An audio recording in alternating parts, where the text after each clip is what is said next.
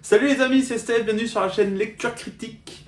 On se retrouve pour la suite de la vidéo bilan, achat, manga, comics, BD. Parce que je vous l'avais pas dit lors de la dernière vidéo, en fait on est sur le bilan achat en fait, du premier trimestre. Parce que je suis resté 2 mois sans faire de vidéo, je crois, un truc comme ça. Et bon, en gros, janvier, février, mars, je fais un bilan de tout ça.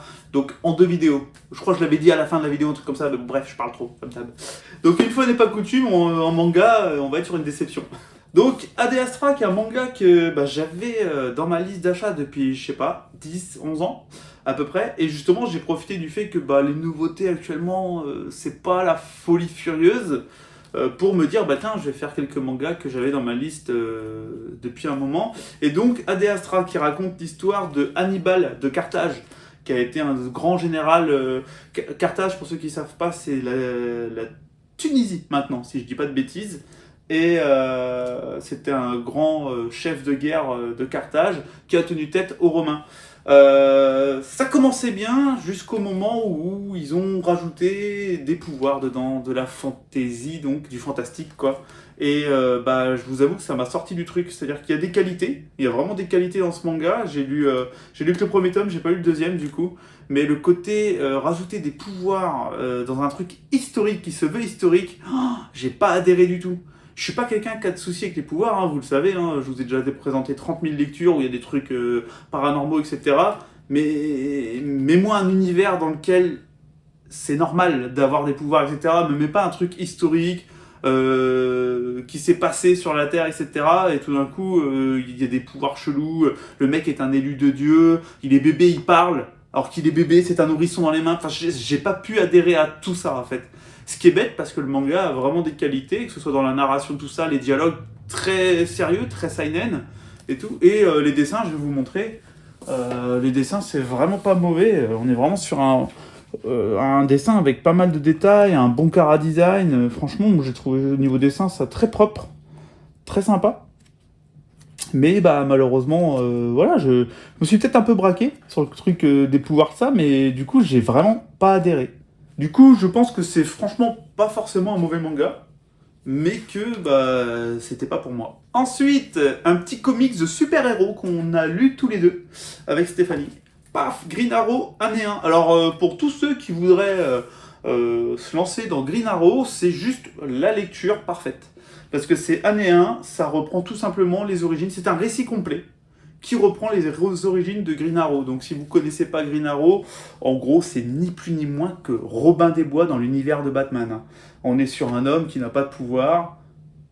Elle me regarde avec un sourire, ça m'a... quoi, c'est vrai, c'est Robin des Bois dans l'univers de super-héros. Hein. Et toi, alors elle est fan de Robin des Bois depuis qu'elle est petite, et du coup, elle s'est lancée dedans. Bon, ce qu'on dit pas, c'est que depuis, du coup, on s'est lancé dans la continuité Batman comme des tarés. On en parlera peut-être dans une future vidéo. Voilà. C'est à cause de ça, en fait, vraiment. C'est lui, il nous a lancé dedans. Donc, voilà, Green Arrow, année 1, c'est toutes les origines du personnage, avec un dessin très propre. C'est ni plus ni moins une histoire, je dirais, un peu à la Batman, parce que le gars est héritier d'un grand groupe, etc., donc il est riche. Mais bon, il va se casser la gueule et se relever plus fort que jamais. Il va lui arriver quelque chose, on va dire, qui va lui remettre les idées en place, qui va le faire descendre de son petit piédestal et il va devenir Green Arrow. Voilà, je vous spoil pas du tout, hein. Voilà, sachez juste qu'il va se retrouver sur une île abandonnée, devoir survivre et tout. Et je vous dis rien d'autre parce que c'est niveau scénario, c'est vraiment bien mené, bien sympa. Et pour ceux qui ont vu la série il y a une quinzaine d'années, largement, je pense, dites-vous que ça a été fait, si je dis pas de conneries, pour coller avec. Hein. Ouais. Et toi, t'en as pensé quoi de Green Arrow? Mais tu vas me faire le coup à chaque début de vidéo. Non, t'as beaucoup aimé aussi. Non, mais je pourrais avoir un avis féminin aussi. Parce que c'est un truc de super-héros. Bon, en sachant que t'aimes bien Robin des Bois. Ouais, voilà. Moi, je pense que je suis pas neutre là-dedans parce que j'aime tellement Robin des Bois qui a peut-être pas objective. Côté, ouais. Bon, du coup, moi, je me suis lancé dans la continuité, donc l'ère Renaissance. Alors, continuité, j'en parlerai peut-être un jour. voilà, parce que les renaissances, les rebirths, machin, pour les gens c'est peut-être un peu compliqué. Bon, je pense qu'il y en a beaucoup qui me suivent aussi, qui connaissent bien. Hein. Mais du coup, je me suis lancé dans ces Green Arrow là, de Jeff Lemire, la première partie intégrale, et de Benjamin Percy, deuxième partie. Donc dedans, on a aussi des origines, mais c'est quand même un peu plus complexe, un peu plus pas recherché, mais voilà. Et pareil, c'est très bien. Je vais pas en parler plus que ça, juste que j'ai vraiment pris du plaisir à lire ça aussi. À la suite finalement de Green Arrow année 1. Franchement, et comme toujours, hein, je vais me répéter ad vitam aeternam, mais si vous avez rien lu de Green Arrow, vous pouvez vous lancer dedans, c'est fait exprès. Et toi, du coup, tu as lu l'ère qui suit, les Rebirths. Il y a 6 tomes de Rebirths, et donc pareil, tu t'es lancé dedans, tu connais rien à la base aux super-héros, ou très peu, on va dire, et tu t'es lancé dedans, et tu avais juste lu Green Arrow année 1, et pas de soucis. C'est ça. De toute façon, tu as les résumés. Tu as un petit résumé avant. Donc en fait, elle est en train de lire à l'envers et ça lui pose pas de problème. Je préférais les dessins de ceux-là. Ouais, parce qu'elle préférait les dessins de ceux-là, voilà. Donc c'est tout, c'est comme ça. Et t'as aimé quand même, ça t'a pas empêché. T'as adoré les 6. Donc voilà. Green Arrow. Alors attention, on va ouvrir une section enfants. Alors, pour les fans de Harry Potter et pour ceux qui ont des enfants ou qui sont encore de grands enfants, j'ai acheté les 2 premières BD de L'Île au Crâne. J'ai pas lu la deuxième, j'ai lu la première. Donc la deuxième, je vais vous la montrer parce que putain, elle est super jolie. Ils ont fait un... Je sais pas si vous le voyez. Je sais pas si vous le voyez, tout est en relief, c'est vraiment très joli. Alors pour ceux qui savent pas, L'Île au Crâne, bon, J.K. Rowling ne l'a pas avoué officiellement, si je dis pas de bêtises. Elle s'est grandement inspirée de ce roman, c'était un one-shot. Qui est sorti un peu avant Harry Potter, elle s'en est clairement grandement inspirée. Oh merde. Heureusement que l'assistante est ici, pour me faire un geste genre tourne. Donc elle s'en est grandement inspirée pour faire Harry Potter, c'est clair, tu retrouves plein de choses que tu as dans L'Île au Crâne, qu'il y a dans Harry Potter. Alors attention, il y a plein de différences aussi, heureusement.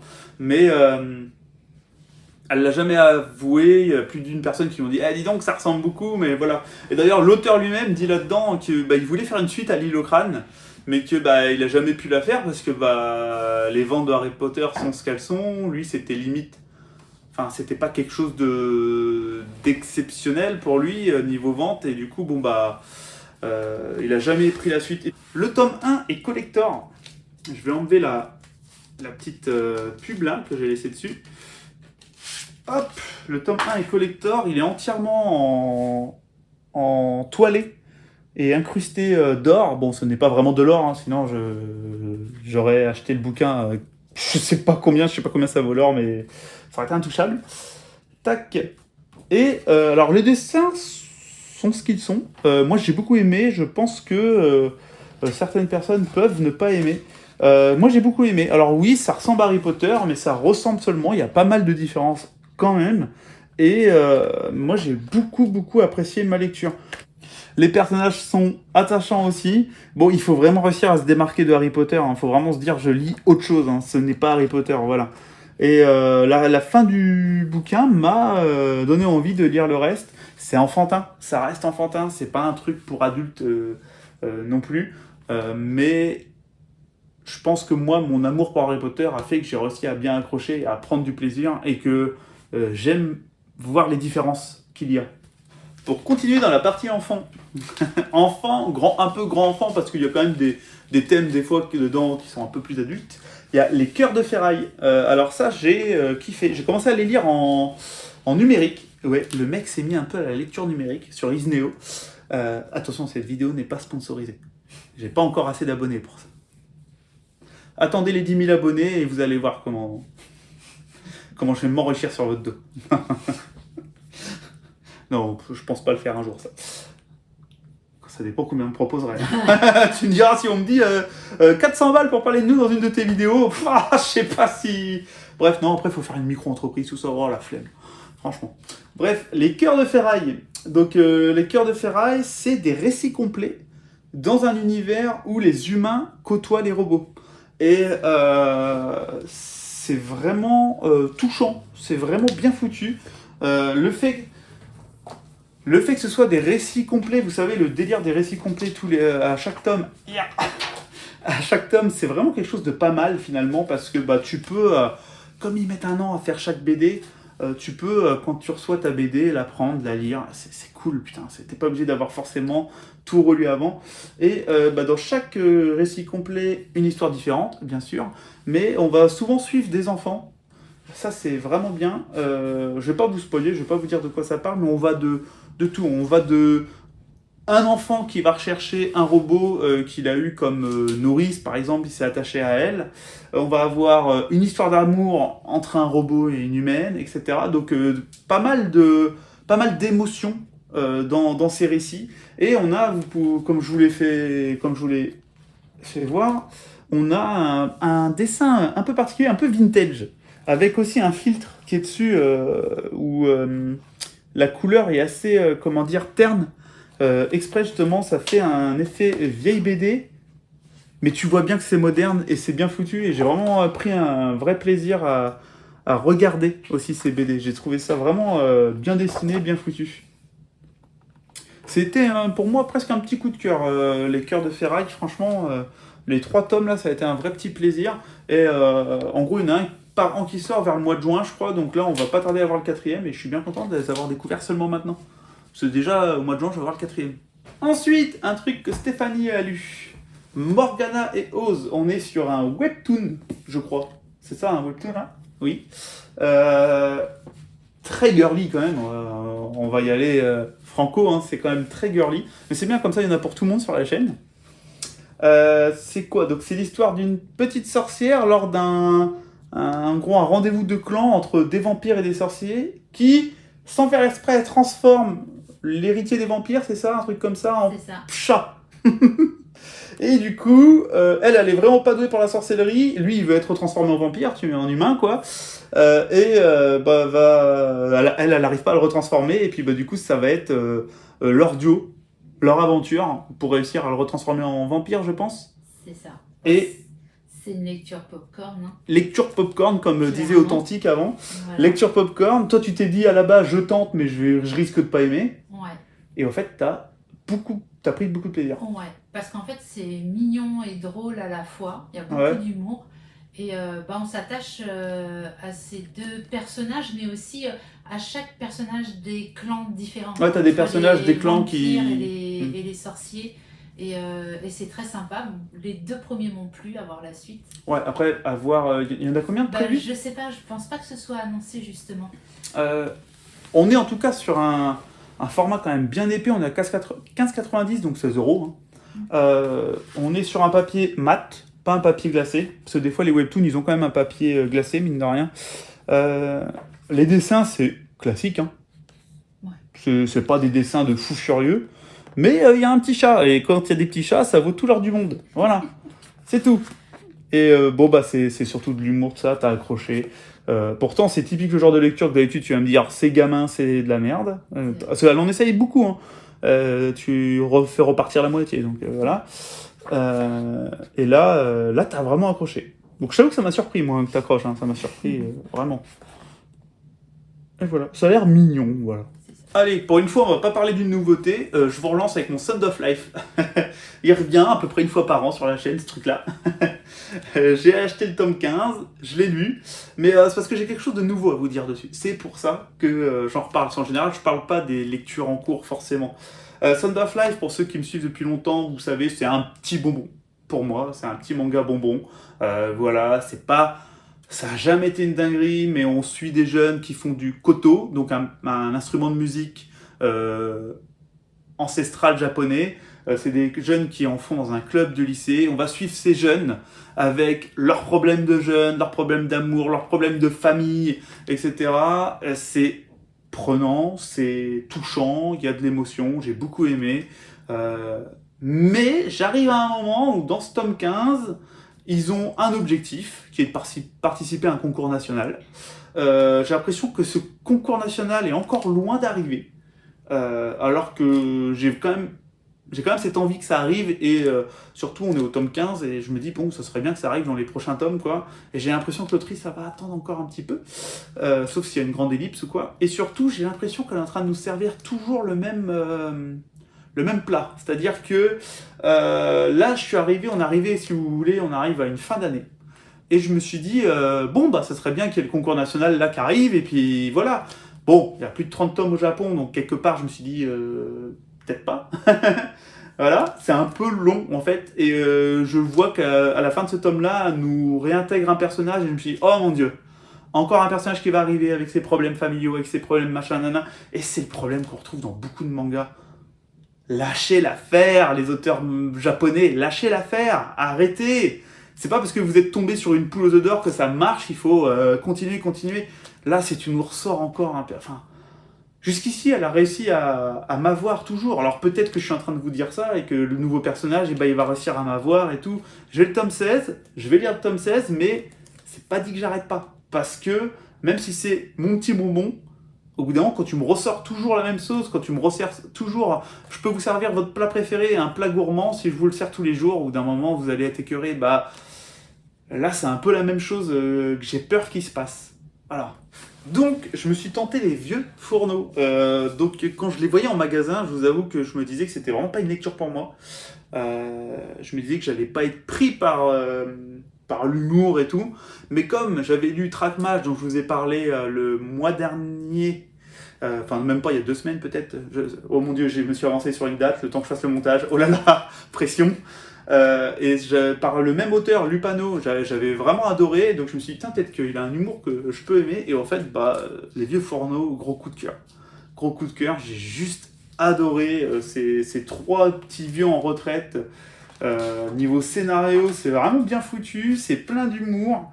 Alors après, oui, peut-être qu'à 17-18 ans, j'aurais pas aimé, bien sûr, mais vraiment plein d'humour. Je pense que ça touche toutes les générations. Les plus vieux comme je pense aller jusqu'à 25 ans, je pense que 25 ans tu peux kiffer aussi les vieux fourneaux. C'est sûr qu'à 14-15 ans ça va pas forcément te faire rire. Mais de 25 à plus, je pense que c'est vraiment... ça peut faire rire tout le monde. Et ouais, c'est un petit coup de cœur. Vraiment petit coup de cœur. Niveau scénario, c'est bien foutu. Les personnages hyper attachants. La petite fille du personnage principal, je veux dire, parce qu'au fait, c'est les 3 petits vieux, les personnages principaux, hein, clairement. Mais la petite fille, vraiment touchante aussi, qui a son histoire, l'histoire de la grand-mère, des histoires d'adultère qui ont été commis dans le passé, etc. Enfin, je peux pas vous raconter le scénario, il y a 8 scénarios, c'est des récits complets, mais il y a quand même un petit fil conducteur. Et même quand ce fil conducteur principal s'est arrêté, au 6e ou 7e tome, j'ai eu peur que ça plonge, et finalement l'auteur arrive à ne pas faire plonger le truc.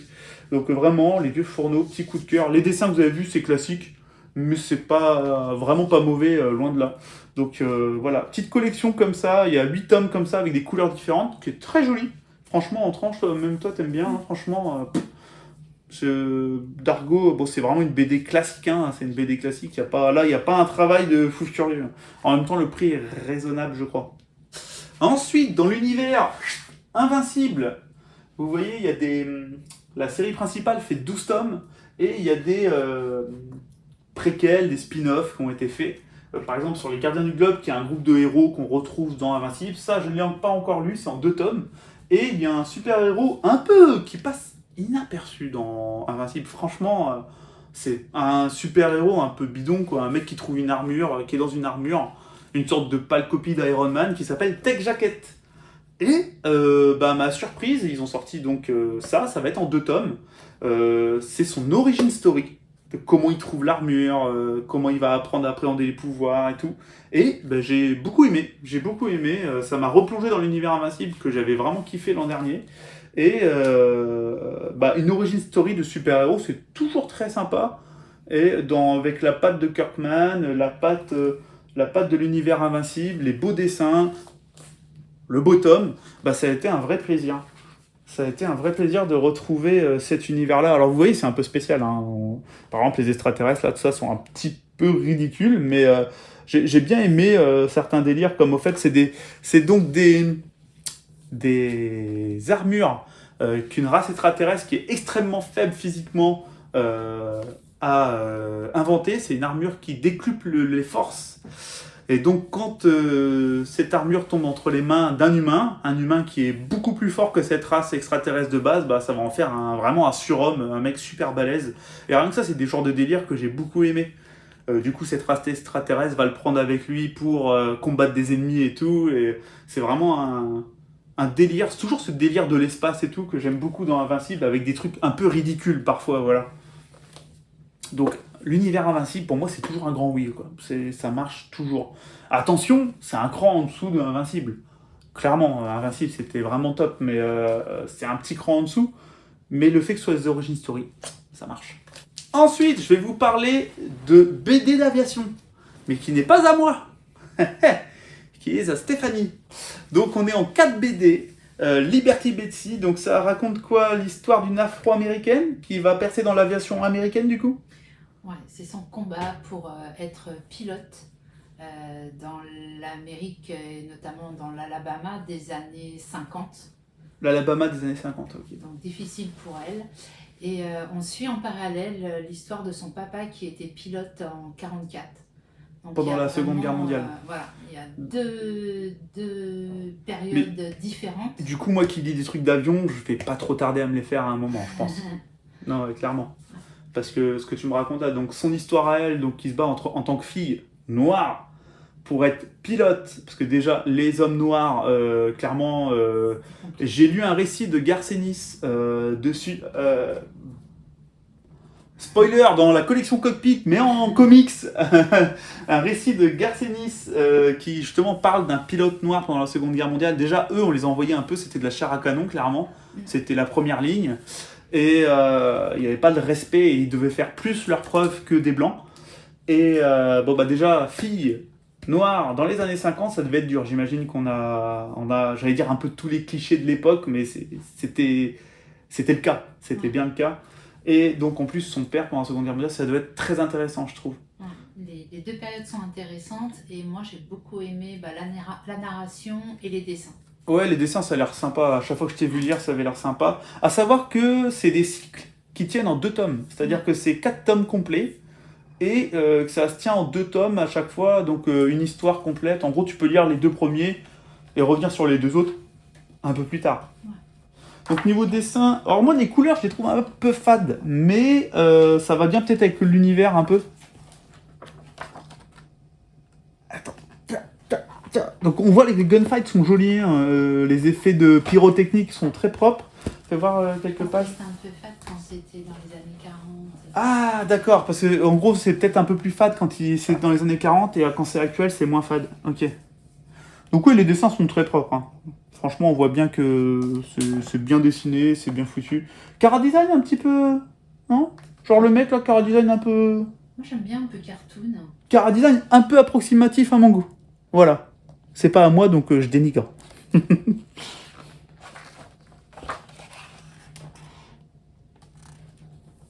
Non, ouais, c'est bien fait. C'est bien foutu. Donc ça, coup de cœur pour toi? Ou genre gros plaisir? Mais bon moment de lecture. Ok. Et vous voyez qu'il a pris carrément, en 2019, le prix du meilleur album Aéro. Donc, je savais pas qu'il y avait un prix de l'album Aéro, mais bon, quand tu vois le nombre d'albums... Parce que autant en manga, c'est quelque chose qui est très très peu traité, l'aviation.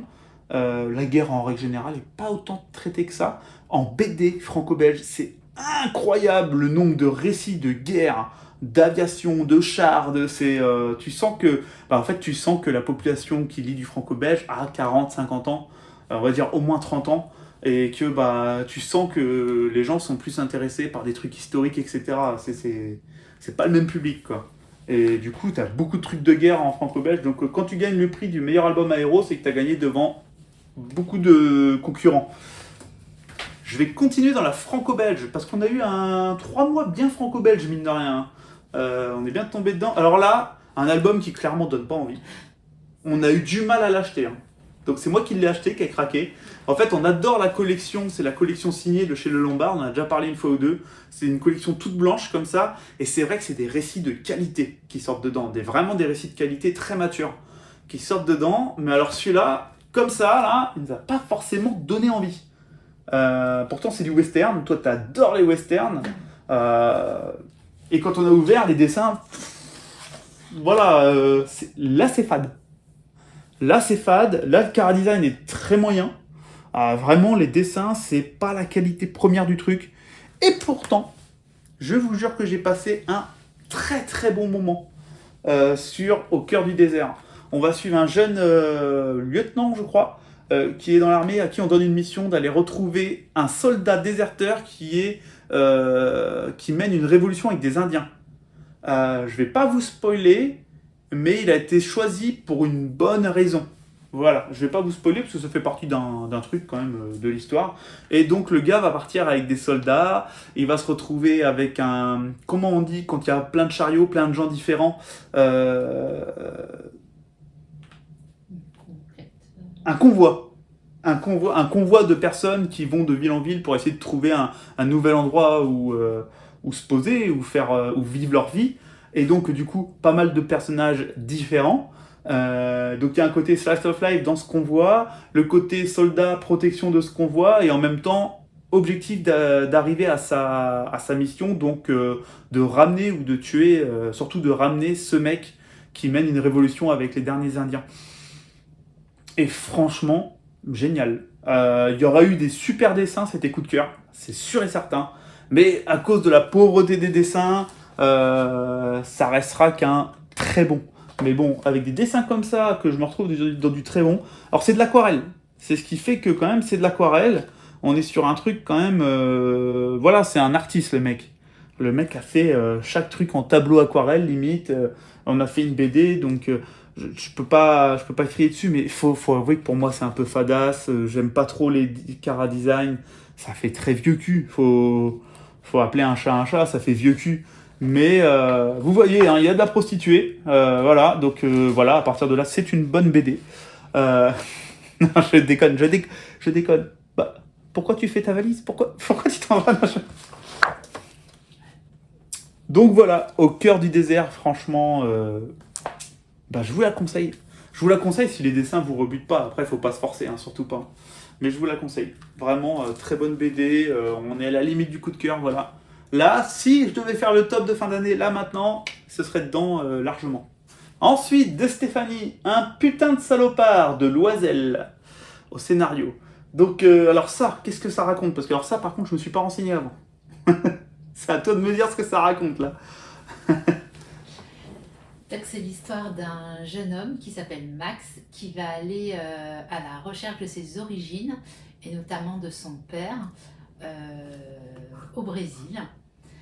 Et oui, Un putain de salopard, c'est son père, c'est ça? Certainement. Certainement. On va pas spoiler. On va pas spoiler. Et en fait, c'est de l'aventure. C'est vraiment de l'aventure. Ça part comme étant quelque chose de plutôt sympathique. Il va arriver là-bas, il va tomber sur un trio de jeunes filles françaises, des étudiantes infirmières qui vont venir à un dispensaire. Et en fait, c'est de l'aventure, de l'émotion, il y a de l'amitié, il y a des meurtres, il y a de l'amour, il y a vraiment de tout. On a l'impression d'être dans un film en fait. T'as l'impression d'être dans un film? Ouais. Donc scénario bien foutu. Ouais, ça se dévore. Ouais. Et là, coup de cœur. Coup de cœur, ouais. Ouais, coup de cœur. Gros coup de cœur. Voilà. Sauf pour l'édition. Sauf pour l'édition, parce qu'il y a 4 tomes, histoire finie. Ouais. Et donc c'est Rue de Sèvres, et ils nous ont fait un truc quand même. Le tome 3, alors attendez, je vais mettre ça dans l'ordre. Hein. Le tome 3 est pas de la même couleur. Et qu'est-ce qu'ils ont foutu? Ouais. Sincèrement, ça c'est... Tu m'as même dit limite que bah t'attends, limite le jour où ils sortent un intégral ou 2 tomes intégral, bah tu les prendras quoi. Ouais.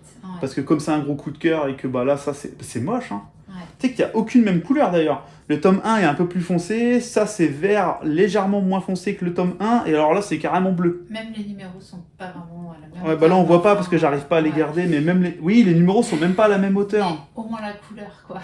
Voilà, au moins la couleur. Non, les éditeurs des fois, tu te demandes si ils ont confiance qu'il y a des gens qui sont aussi un peu collectionneurs qui oh c'est pas grave ça on s'en fout mais non. Ensuite, l'avant-dernier truc, je vous parle, on tourne dans les comics, je vous parle de Art Bergen, qui est un inspecteur de l'occulte. Enfin, un inspecteur, attends. Un détective privé de l'occulte, voilà. Parce que je me suis dit, là, je dis une connerie. Donc là, attention, niveau scénario, truc classique, pas une dinguerie, ça réinvente pas la roue, mais par contre une ambiance vraiment sympathique. Et alors là, par contre, les dessins aident aussi beaucoup. Un bon scénario, enfin un bon scénario dans l'ambiance, parce que finalement c'est un polar, une enquête de meurtre, du coup avec des pièces, des trucs occultes, mais des dessins que j'ai trouvé moi assez fous et qui m'ont vraiment fait kiffer quoi. Voilà, comme juste ce gros plan là, ça donne envie quoi. Ça donne envie. T'as envie d'y aller là, t'as envie de rentrer dedans. C'est cradingue, voilà. Après, bon, bah voilà, c'est un détective privé de l'occulte. Hein, il affronte des mecs qui ont des cornes, des machins, voilà. Mais si vous aimez les polars, si vous aimez les trucs un petit peu, genre les trucs avec des mutants, des trucs comme ça, je pense aux comics, les X-Men, etc. Un peu, hein, les trucs occultes aussi, bah c'est un peu un mélange de tout ça finalement. Et bah, j'ai beaucoup beaucoup apprécié ma lecture. J'avais passé un bon moment. J'avais passé un bon moment quand je l'ai lu, je l'ai bien bouffé. De toute façon, je l'ai lu dans la soirée, donc voilà. Et puis les dessins, c'est sublime. Les dessins sublimes. C'est pas un coup de cœur non plus, mais un vrai petit plaisir. On est dans le truc honorable, là, encore.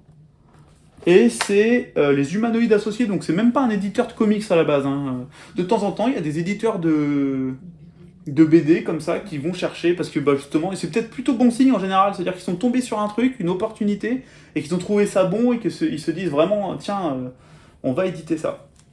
Et on est à 20 € en plus, ce qui est un prix raisonnable, 19,95. Ensuite, en achat et bilan, comme d'habitude, paf, les 2 omnibus de Daredevil par Frank Miller. Alors Frank Miller, ça va être son run complet.